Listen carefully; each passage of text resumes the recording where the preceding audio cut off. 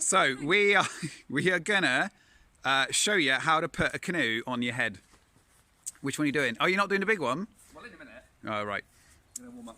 We haven't actually practiced or rehearsed this, apart from... Should I say how not to do it first? How not to do it. Yeah. Okay, so he can do that because it's a really, really super lightweight canoe. Go on, En. You ready? Go on. People want to see it. Hey! Very good. It can be done.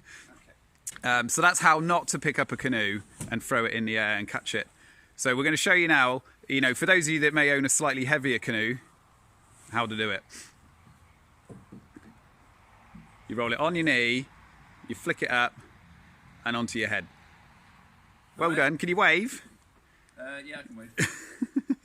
Okay, now I'm ready. Onto your knee. Ah, beautiful. A little curtsy. Okay, here we go. This is the second way. But it's not good for your end plate. It's not good for your end plate. Do you know what that is? The bit at the front. Oh, well